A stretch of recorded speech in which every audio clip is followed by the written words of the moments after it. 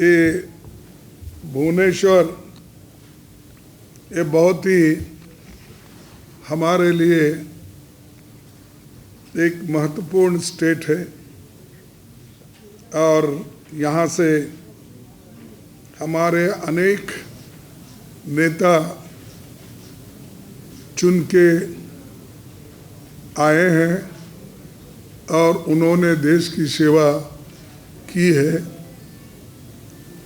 और आज़ादी के वक्त भी यहाँ पर पंडित जवाहरलाल नेहरू जी को जो पटनायक साहब का सपोर्ट मिला तो इसीलिए हम आज़ादी को हासिल करने में कामयाब हो गए। तो ऐसा एक महत्वपूर्ण स्टेट है।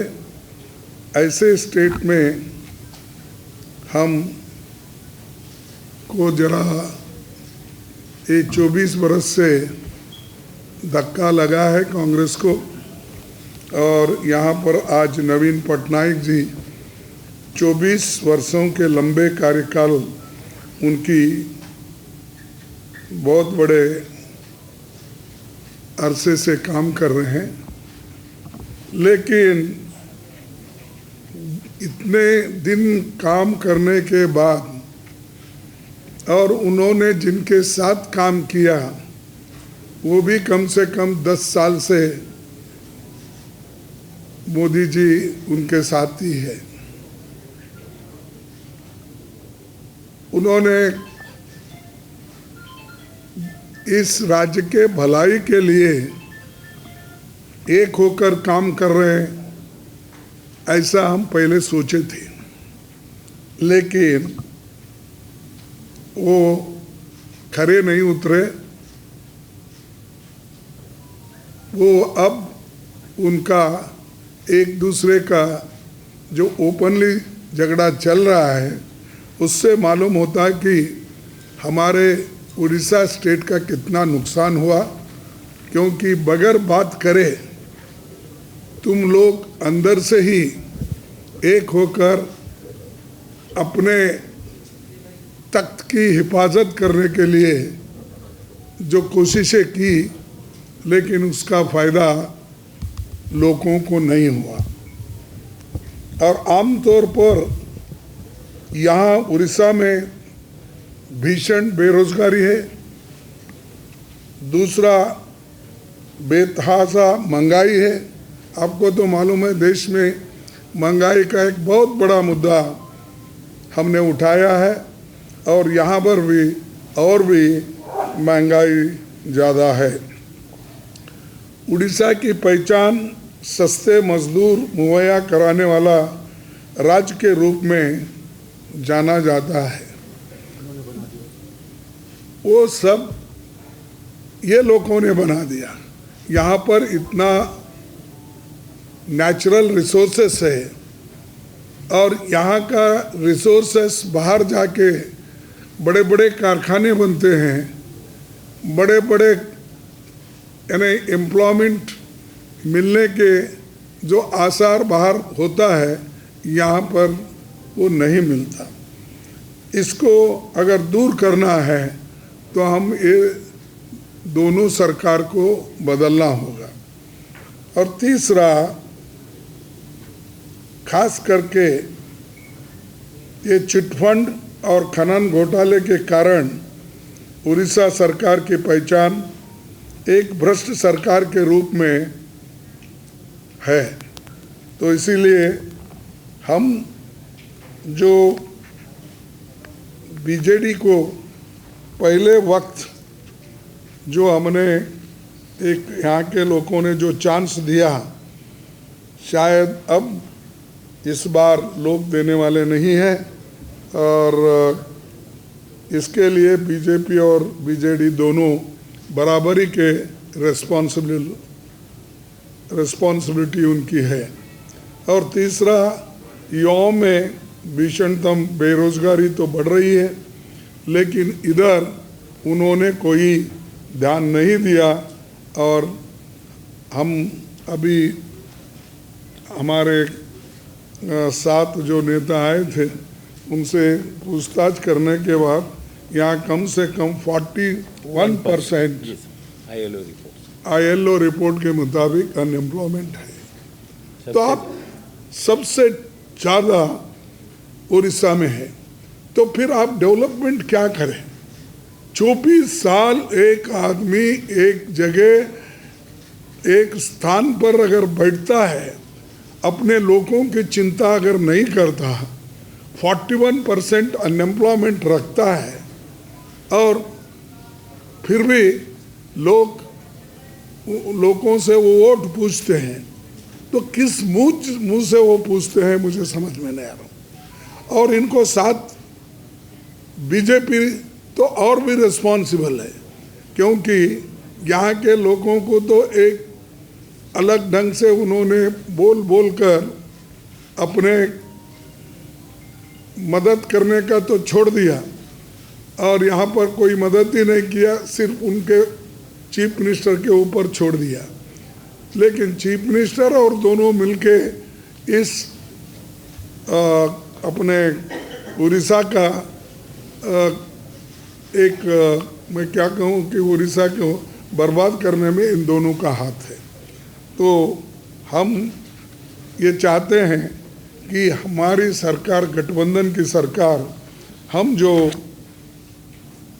एक लड़ाई लड़ रहे हैं, ये तो लड़ाई इसके लिए है कि डेमोक्रेसी को बचाने के लिए, संविधान को बचाने के लिए, और एक होकर इस देश को रखने के लिए, और तीसरा कि जो आज कल हेट स्पीचेस करके समाज में जो डिवीज़न कर रहे हैं मोदी साहब, तो उसके खिलाफ भी हमारी लड़ाई है। और ये बहुत से माइनिंग और अदर जो भी नेचुरल रिसोर्सेस है, उसकी यहाँ पर बहुत लूट हो रही है, और बड़े बड़े जो भी प्लांट्स बने, कुछ भी बने, तो पहले के हैं, इनके तो कोई इसमें हिस्सा नहीं है। तो ये मैं इसलिए कह रहा हूँ कि जब आदमी को एक अपॉर्चुनिटी मिलती है तो वो अपने राज्य के हित में काम करना चाहिए, और उसी ढंग से मोदी जी जो आज हर जगह जाके बोल रहे हैं कि मैं 400 पार सीट ले रहा हूँ। अरे 400 पार कहाँ लेते हैं?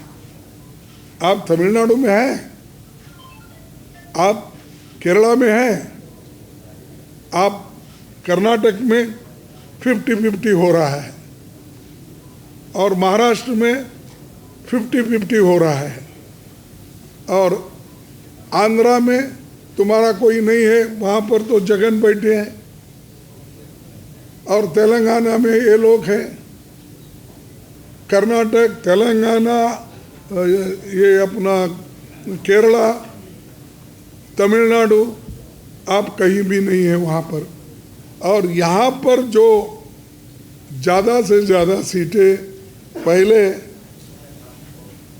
वो हमारे इनको मिलते थे, अपना पटनायक जी को, अब यहाँ पर भी वो ख़त्म होके कांग्रेस ऊपर आ रही।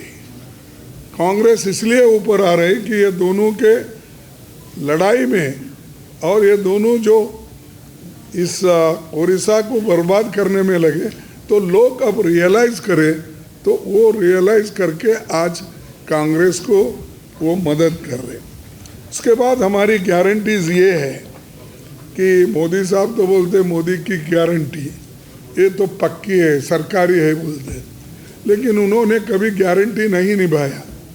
15 लाख की गारंटी उन्होंने निभाई, 2 करोड़ नौकरियां सालाना देने का उन्होंने निभाया, किसानों की आमदनी डबल करने का उन्होंने निभाया, और उसी तरह जो उन्होंने कहा वो एक भी नहीं करे।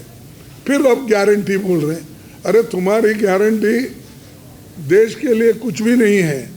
देश पूरा, तुम्हारी गारंटी मीन्स पेट्रोल ज़्यादा करना भाव, डीजल ज़्यादा करना, LGP करना, उसके बाद गैस का प्राइस बढ़ाना, फर्टिलाइज़र प्राइस बढ़ाना, और उसके बाद औषधों का जो दाम है वो बढ़ाना, ये सारी चीज़ें आप क्या, ट्रैक्टर के ऊपर जीएसटी डालना, ट्रैक्टर के टायर के ऊपर जीएसटी डालना, ये सब तुम्हारे काम है।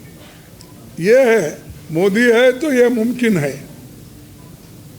तो इसीलिए हम आज के दिन ये चाहते हैं कि आपके माध्यम से पूरे देश में ये जो हमने एक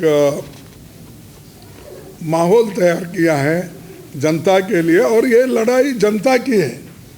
जनता खुद लड़ रही है मोदी के खिलाफ, जनता उठी है, नौजवान उठे हैं, वो लोग लड़ रहे हैं। और उसी लिए तो हमने 5 न्याय और 25 गारंटी हमने तैयार की है, खास करके युवा न्याय, नारी न्याय, किसान न्याय, श्रमिक न्याय, और जनगणना के आधार पर लोगों को मदद करना। और उसी लिए तो जातीय जनगणना करके लोगों को जो मदद कर सकते हैं वो करने के लिए हम कटिबद्ध हैं, हम फर्म हैं, वैसा हम पूरा करेंगे। उसके बाद में मैंने लखनऊ में कहा था कि कल, तो ये क्या है, जैसा कि हम यूपीए 2 में फूड सिक्योरिटी एक्ट लाया और उससे ही गरीबों का आज पेट भर रहा है, नरेगा का स्कीम लाया उससे ही लोगों को फायदा हो रहा है, उसी के बाद राइट टू एजुकेशन हमने लाया, उसी से बच्चों को, विद्यार्थियों को फायदा हो रहा है। ऐसे कई चीज़ें हैं हमने किया बगैर बोले। हम कभी नहीं बोले कि हमारी ये गारंटी है इलेक्शन में, लेकिन सत्ता में आने के बाद यूपीए सरकार 1 और 2 में सब कुछ किया। इन्होंने एक काम किया कि नोटबंदी किया, और नोटबंदी होने के बावजूद भी अगर अदानी अंबानी के पास ट्रक भर भर के पैसे निकल रहे हैं, टेम्पो में अगर पैसे निकल रहे, तो ये लोग क्या कर रहे थे, नींद कर रहे थे। अपने ही लोगों के पास पैसे है, तुम खुद बोलते, फिर काला धन कैसा आया, कहाँ से आया? तो ये बोलते एक, करते हैं एक, इनको कोई जनता की चिंता नहीं। इसीलिए हम अब 10 केजी जो 5 पहले उन्होंने घोषणा की थी, लेकिन हम इससे पहले भी 35 केजी तो हम सबको देते थे, और हमने जो शुरू किया इसमें फिर हमने एडिशन करने का सोचा, और ये 5 केजी के बजाय 10 केजी हम करेंगे, ये हमारा इरादा है, और इसको आगे और बढ़ाएंगे। जब गठबंधन की सरकार आएगी, निश्चित रूप से ये न्याय और गारंटी को हम इम्प्लीमेंट करेंगे, और ये डेफिनेटली मैं बोलता हूँ, बीजेपी की सरकार केंद्र में नहीं आने वाली है।